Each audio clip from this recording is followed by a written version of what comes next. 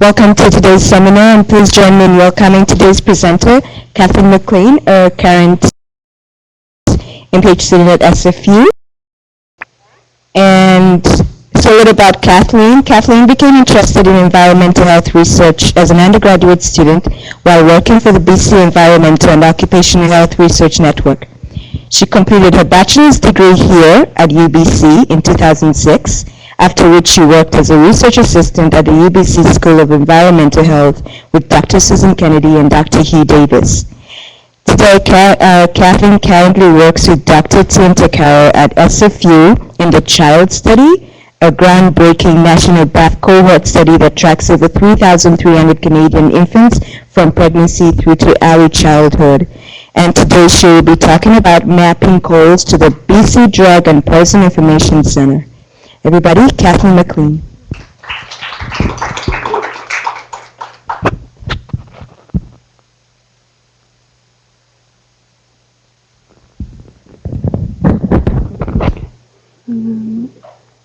Has it? Okay.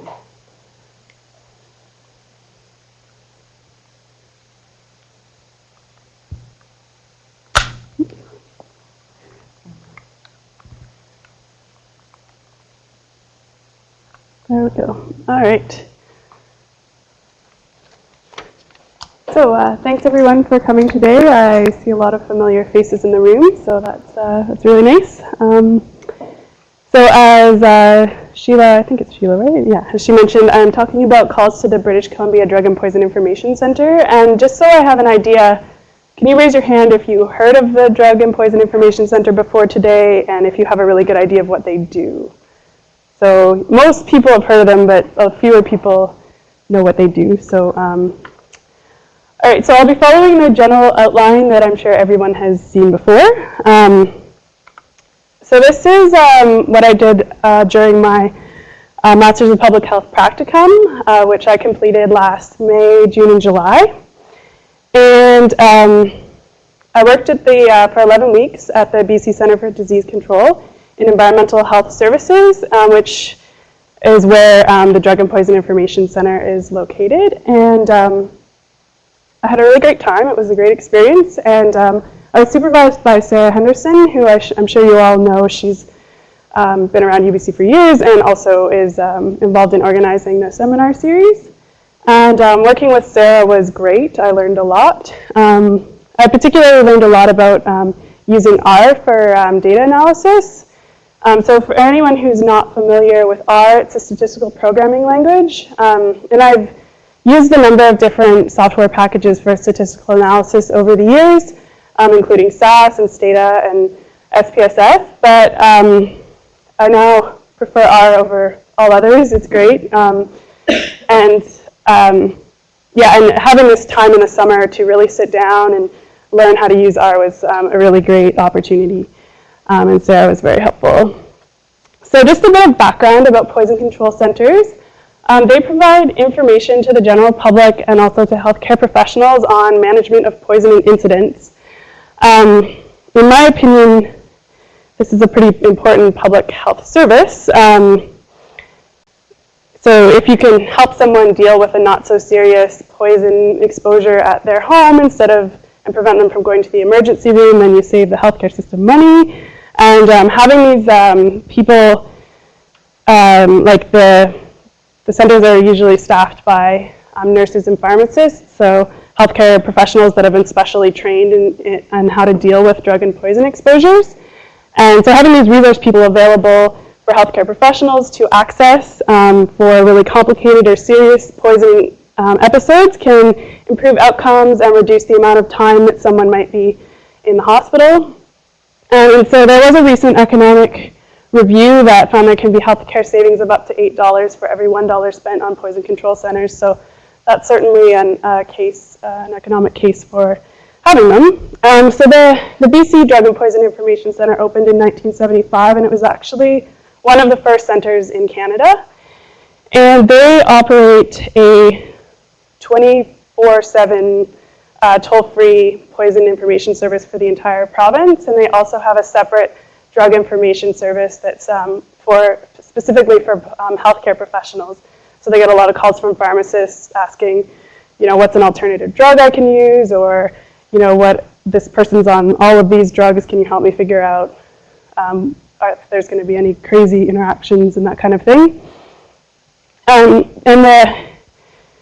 the center used to be operated by the UBC Faculty of Pharmaceutical Sciences, but recently it was moved under the umbrella of the Provincial Health Services Authority and is located, as I said, at the BC Centre for Disease Control.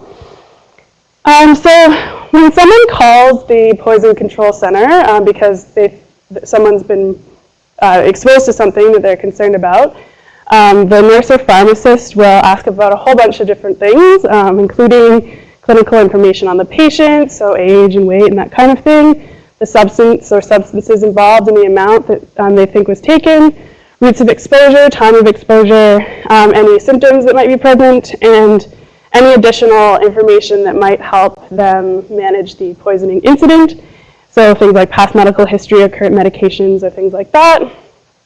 And after this, once they've evaluated the information, then they'll provide treatment advice and follow up. And so treatment advice obviously will depend on the situation and depending on the severity of the exposure. So a common call that they get is, somebody's child has gotten into the children's Tylenol and has taken some. And in a lot of these cases, depending on the information that they get from the parent, they might determine that the child hasn't taken enough to actually result in toxicity, and then the DPIC specialist would recommend some basic first aid measures, and then they would advise the parent of what to do and when to call DPIC if something changes, so what to look for. Another situation that might be more serious is if someone had found that their friend had overdosed on their psychiatric medications, and depending again on this information that the specialist collects, then 911 might need to be called. And in that case, the DPIC nurse or pharmacist would call ahead to the emergency department to advise the triage nurse and physician of the situation. They can provide treatment recommendations. They actually can help coordinate transport to the hospital and advise on the best method to do that. They can fax additional information to the hospital and follow up as needed. So sometimes they will continue following a patient even while they're in the hospital and continue to call and check up on how things are going and provide whatever assistance that the nurses and doctors at the hospital might need. And so the Drug and Poison Information Center collects all this information and records it in case records. And in the past, they used paper records, which is the case for most health services, and some even still continue to use paper records. But and they would have a data entry person who would manually enter some of the data for reporting. But in October of 2011, DPIC implemented an electronic database software for recording their case information. And it's called Visual.lab, and it's actually specifically designed for poison center case information.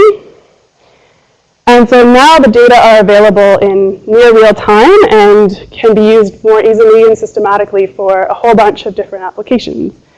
So what can be done with all of that data? So they're already using the data for operations, like to keep tabs on their operations. So they produce regular reports, and this can help for planning for scheduling and staff required and all kinds of other things. The data can also be used for epidemiological studies, and there have been studies done in other places, like in the US. You can look at a particular health outcome, like suicide and suicide attempts, or you can look at a particular exposure, like inhalants or pharmaceuticals or pesticides. And the US uses data from the poison control centers there for public health surveillance. They have a really neat system called the National Poison Data System. And so all of the data from the different centers in the country feed into this system where it's aggregated. And then a few different measures I looked at, like total call volume and call volume by clinical effect, and also volumes for certain defined cases that they're interested in. And those measures are compared to baseline rates. And if anomalies are detected, then the system automatically issues an alert to key people who can then look at the situation in more depth and find out if there's actually something going on. And so all these things, like the operational reports and epi studies and public health surveillance, they can all inform the OEH prevention and intervention initiatives, as well as policy and planning for health services. So aside from the operational reports that DPIC was already doing, before I started my practicum, no one had really started to look in depth at the information that was in visual.lab. So we started with a couple of relatively simple questions. So that's who's calling the Drug and Poison Information Center and from where. So before I get into how I did that and what I found, I'm just going to spend a bit of time on this slide talking about the health service delivery areas, because I know that not everybody is from BC and is very familiar with everything about this, and this will provide some context for the maps that I show later on. So this is a map of BC, and the, what you see is population density. So the dark blue areas like in Vancouver, over here, and the Fraser Valley right there, obviously, and also Victoria and on the island, they have quite a lot of people living there. This is the Okanagan Valley over here, and there's a few other centers scattered around the province. I think this is Prince George. But then you can also see that there's huge parts of the province where there's either nobody living there or very few people living there. And so, as you can imagine, there are very different challenges around delivering health services in these different areas. And we also have quite a diverse population in BC. So we have, according to the 2006 census, there's about 25% of people identifying as visible minorities and about 5% identifying as Aboriginal. So given this vast geography and this diverse population, it's interesting to look at spatial differences in the use of DPIC, the Drug and Poison Information Center services across the province. And we use the health service delivery area as the geographic unit because they're responsible for local health planning and management. And so I'm just going to go through the different health service delivery areas. So 1 to 4 here in this area, we've got East Kootenay Boundary, the Okanagan, and Thompson, Caribou, Shuswap. They together form the Interior Health Services, the Interior Health Authority. And over on the island, we have South, Central, and North Vancouver Island that form the Vancouver Island Health Authority. And both of those areas are retirement destinations with kind of a high population of seniors living there. Popular industries in those areas include services, tourism, and forestry. And in interior health, there's also mining and agriculture, ranching, hydroelectric production, etc. So here we have east and how does it go? South and north. Those are the Fraser Health Service Delivery areas. They form the Fraser Health Authority. And the Fraser Health Authority is interesting because it has the largest population on the smallest land area of all of the health authorities. It's quite a diverse population, and there's a large percentage of children there. Commuter suburbs, but also lots of agriculture. And we have in Vancouver, the Vancouver Health Authority is made up of Richmond, Vancouver, and the North Shore, Coast Garibaldi Health Service Delivery areas. Because of these big cities, this health authority has the highest percentage of adults in the 20 to 39-year age range. And last but not least, we have Northern Interior, Northeast, and Northwest health service delivery areas, which are part of the Northern Health Authority. And there are a lot of remote and isolated communities up north, lots of Aboriginal communities, the highest percentage of children 19 years and under in the province. And they've got lots of resource-based and industrial jobs, including things like mining and mineral exploration and oil and gas production. Okay, so now on to what I did. So I looked at cases that were entered between October 1st, 2011 and June 30th, 2012. And out of the just over 22,000 cases, about 1,000 of those were from the Drug Information Service, and I did not look at those at all. The remaining poison center cases, so About 3% of cases are animal exposure cases, so people do call in about their pets who have eaten things and wanting to know, and that's actually most poison centers offer that kind of a service, but I wasn't interested in those. People also call for information only, and there are some other classifications, but I was interested in the human exposure cases. So that's a case where a human has actually been exposed to something, which is, and so there were about 18,000 of those cases. And population estimates I used from BC Stats from 2011. So most of the cases have a location, and we geocoded them. So geocoding is a process that finds a spatial location or geographic coordinates for some other kind of geographic information. In this case, we had postal codes, and there were just about 6,500 urban postal codes and just over 400 rural postal codes. And pretty much all of the postal codes that we had, 99% matched valid BC postal codes, and the ones that didn't match just excluded from the analysis.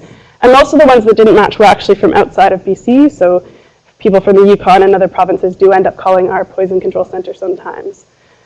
And as I said before, I used R for my analysis and mapping. And before I did this practicum, I didn't know that R could do mapping, but it does GIS. It does GIS things, just similar to ArcGIS. Well, very different from ArcGIS in terms of the way you do them, but it doesn't deal with raster data particularly well, I found. But for simple things, it's actually a really great resource because a license for ArcGIS is really quite expensive. And sometimes you don't have access to it, and it's nice to know that I can use something that I already use for statistical analysis for mapping in certain situations. So that was really good. And so I calculated rates per 1,000 population for quite a number of different kinds of rates. So I looked at the crude rates, and also I adjusted for age and sex using the direct method. I looked at age-specific rates for the age categories that you see. And when someone calls in with an exposure, sometimes there's only one exposure, but sometimes there are multiple substances involved. And so the nurse or pharmacist ranks the substances based on their relative contribution to the effects that might happen. So I used the primary substance that they put in the number one category to, and the substances are then categorized in visual.lab into pharmaceutical or non-pharmaceutical substances, and so I looked at the rates for those. And I also looked at where the people were calling from, so these are kind of overall stats for the whole data set, but most calls come from a residence. Some come from healthcare facilities and workplaces and other sites. And I also looked at the severity of the outcome from the poison exposure. And so the nurse or pharmacist has a criteria that they use to put the outcomes that are expected into different categories. And so there's a range of different categories that I separated into what we're calling mild and severe. And so mild outcome is, could be either like no effect or a minor effect, and severe outcomes can be a major effect or death. So most cases had mild outcomes, which is good. Okay, so this is a table of crude and adjusted rates, and we adjust rates to compare if the profiles of the populations are quite different, adjusting them helps you to better compare the different populations. So in order to adjust for age and sex, I had to remove cases where age and sex was unknown.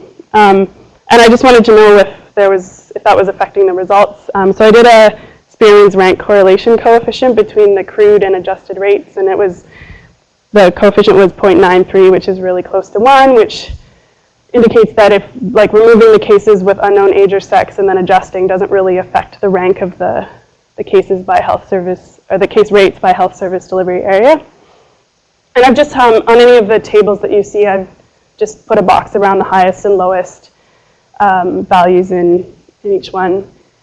So here we see that for the adjusted rate for Richmond is 1.5 cases per 1,000 population, and the Northern Interior has the highest rate at 5.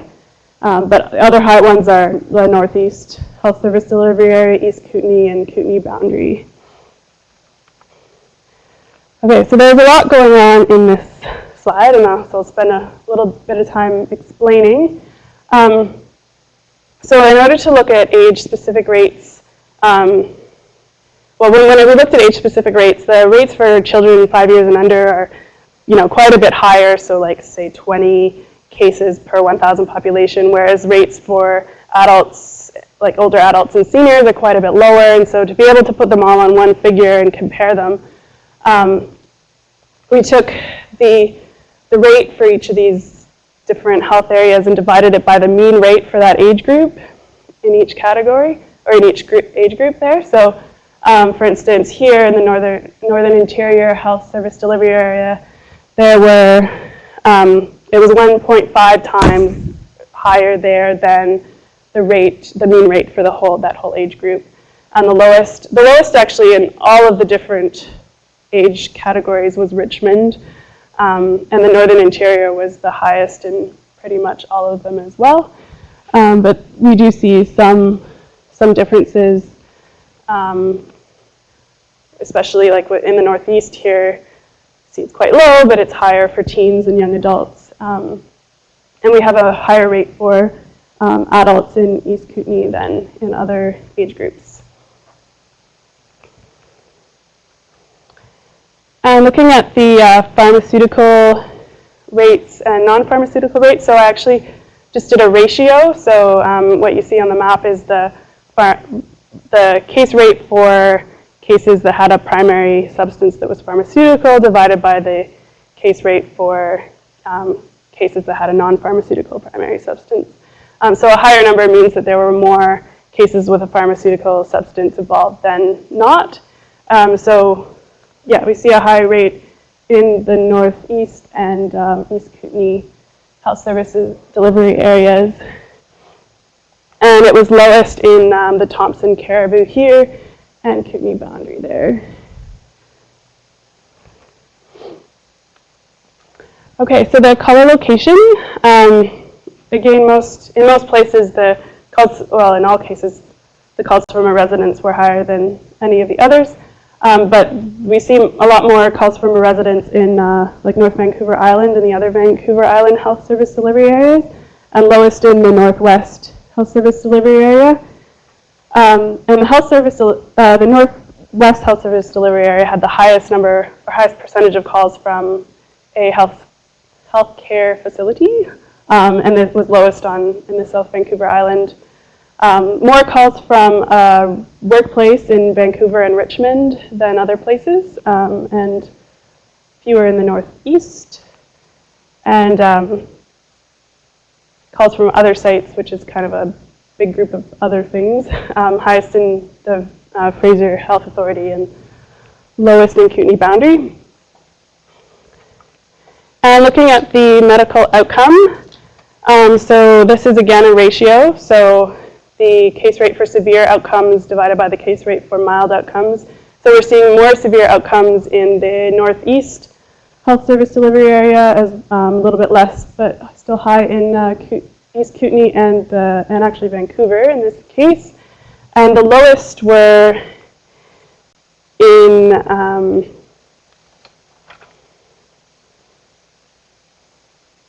East Kootenay, South Vancouver Island and Central Vancouver Island were the lowest for severity of outcome.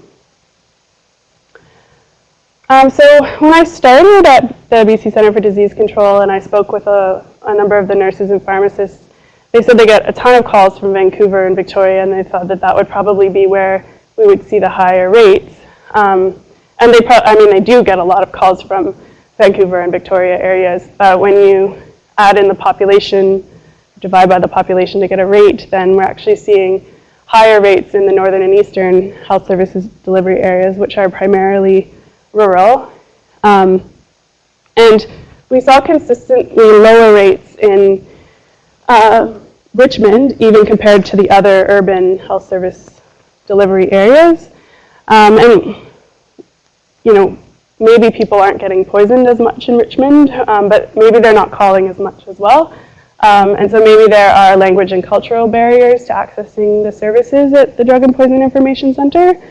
And yeah, we do know that about 60% of residents in Richmond speak a language other than English or French as their first language, and which is the highest of all of the BC health service delivery areas, and about 60% again of residents in 2006 were immigrants, compared with only 27% for the rest of the province. So I think DPIC is working on offering service in other languages as well. So a major challenge with looking at data from poison control centers is trying to tease apart this difference. So are the rates a reflection of true poisoning incidents, or does it have to do more with how aware people are of the poison center and how much they use it? So there's some suggestion from other studies that we are seeing true incidents in these numbers. This is a report on unintentional injuries in BC, which includes unintentional poisoning. So it's not specific to poisonings. It's for males aged 15 to 24 years from 1987 to 2000. And this was done before the current configuration of health service delivery areas in the province. So some of these names are different. But we do see that there's a lower standardized mortality ratio in Richmond, Vancouver, and the North Shore compared to like the Northern Interior and the Cariboo regions. But then we can't really discount that maybe there just is more use of the poison center from rural areas. We did see that staff at healthcare facilities are calling the poison center more often, especially up north, and that makes sense. They probably, I mean, health centers there are smaller, they have fewer resources and fewer staff, and maybe they're busier, and so if you can just call the poison center to get some advice on what's going on, it makes a lot of sense. And also, patients who live in rural areas have to travel quite a bit further to access care, and so they may be more likely to call the poison center first rather than just, you know, bundling their child in the car and driving 5 minutes to the emergency room or something like that. So there's a few limitations with the data that you see. Exposures are self-reported when people call the Poison Control Center, and so that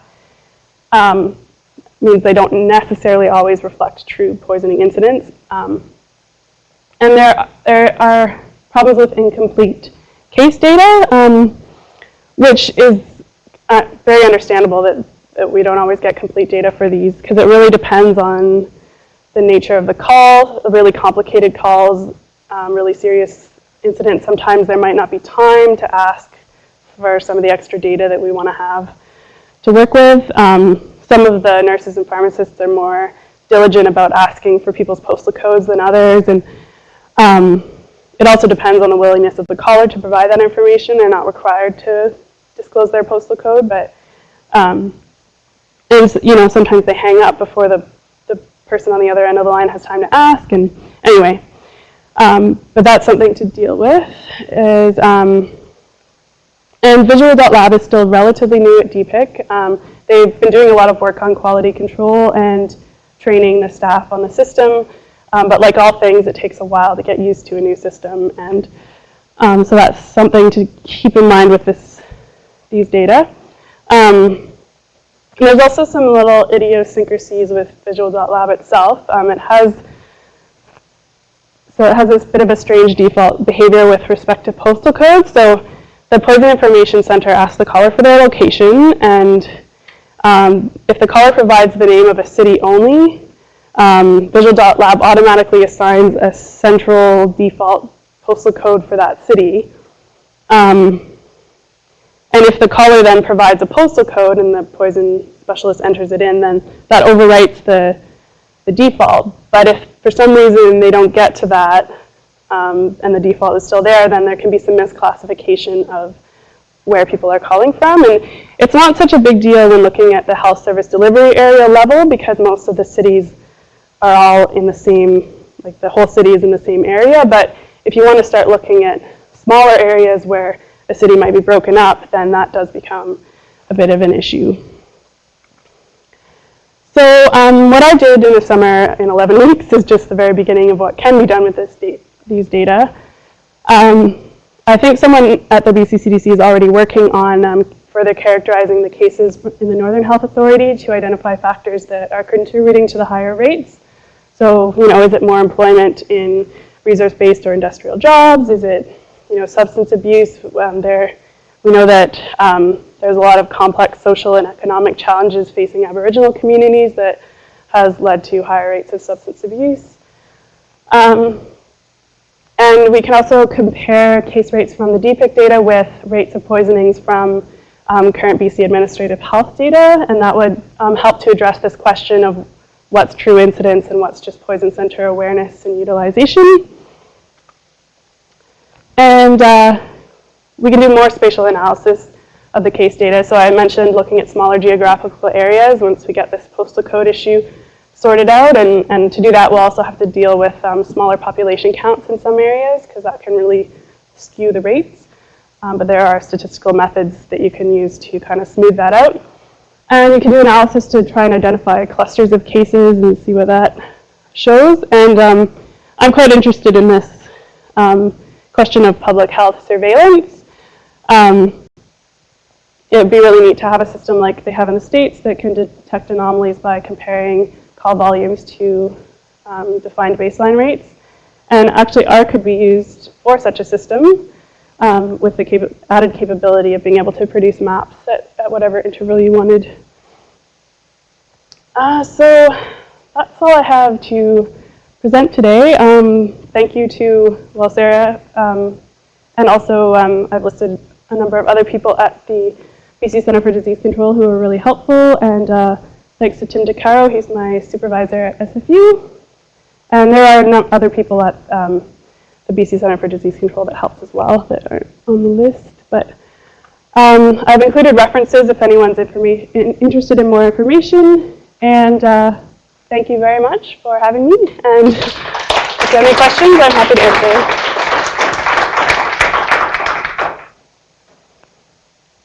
Oh.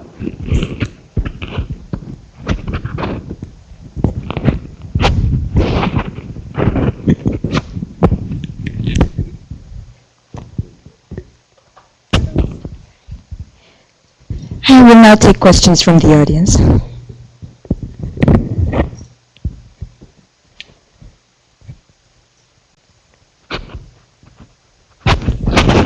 Thanks so much. Nice to see you again. I'm not sure if you mentioned this earlier, but I don't recall it. Is there referral from other emergency services like 911 and BC Nurse Line to the poison control? Yes.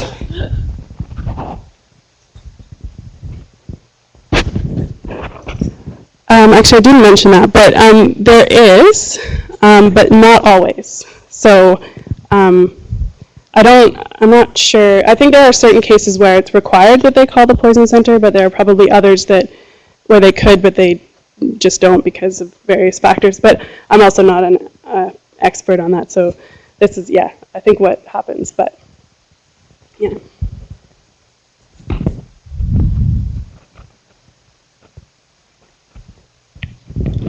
Hi, Kathleen. So 2 questions.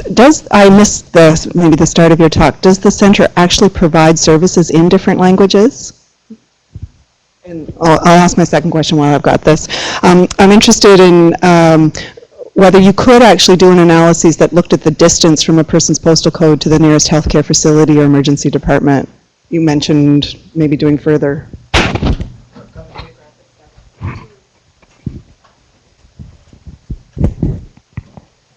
Yeah, so when I was working in the summer, the Drug and Poison Information Center didn't formally offer services in other languages. But when I was on their website recently, they had a little announcement saying that, yes, they do offer services in many different languages. So I think that they use another service to help provide that, the language support. But I think it's still kind of ramping up, and kind of outreach in other communities to let them know that that's an option would be necessary for people to actually know that they can call and get service in another language. Yeah. And in terms of your other question, yes, you definitely could do that kind of analysis looking at the distance from somebody's postal code to the nearest healthcare facility. You could look at various different levels, like primary care, like a doctor's office versus a hospital. Yeah, and so that's a great idea for something to do in the future.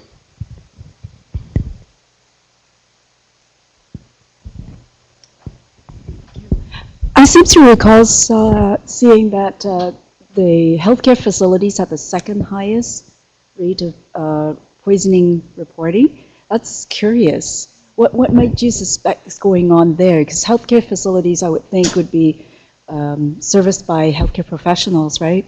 Hospitals, long-term care facilities, things like that. Poisoning?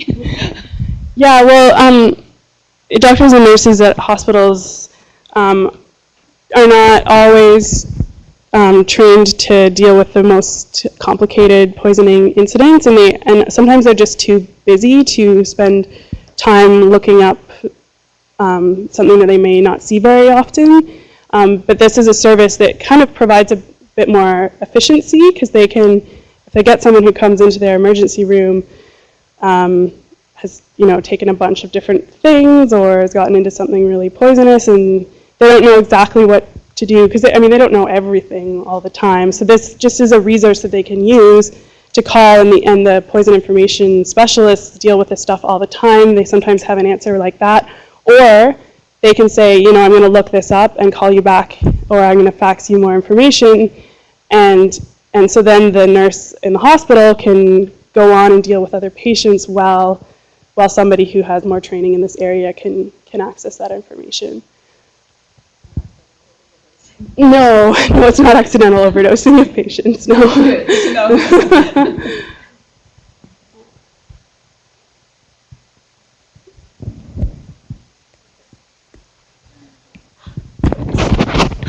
You can hold it if you want. I'm just wondering if DPIC targets like medical, like doctors' offices more than, say, workplaces, and if that might, because I don't know if there are, because I've seen it in medical facilities, but in other places I haven't. That's a great question that I really don't know the answer to. I do know that they do outreach, but I don't know if they target physicians more than, say, workplaces or something like that. I know, workplaces do often have their own health and safety people, so maybe they use those as resources first and then contact DPIC if they need to. But yeah, I really don't know. So that would be a question for people at DPIC.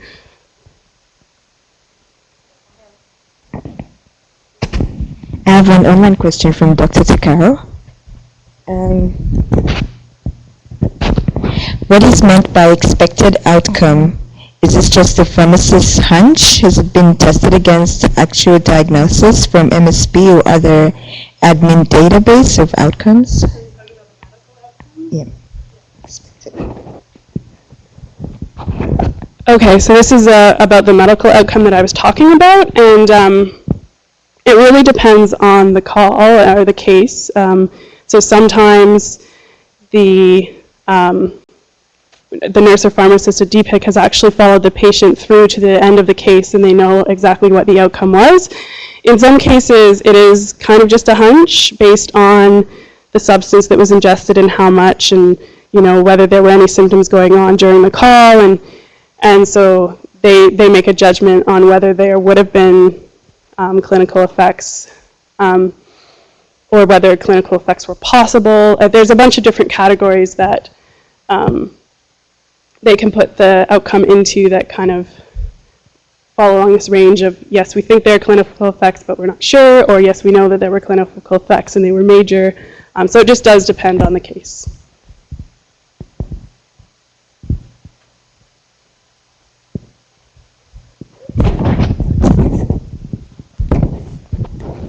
Kathleen. Welcome back. I wondered if you could talk a little bit about the data, specifically the location of the source of the question. I was thinking about the workplaces and how much data was collected and whether you'd be able to actually identify what kinds of industries we're calling and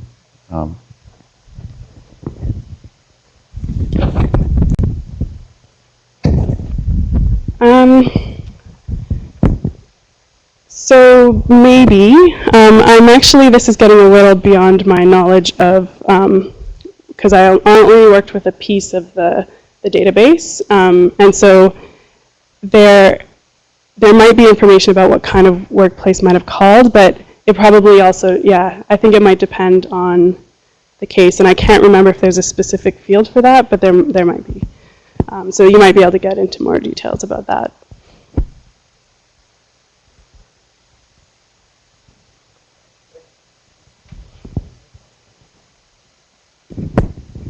Okay, so if there are no more questions on behalf of the UBC SPPH OEH Seminar team, LOL, I know. So I'd like to thank you for presenting at this seminar series and taking the time and effort to increase our knowledge on BC Drug and Poison Information Center calls. Thank you.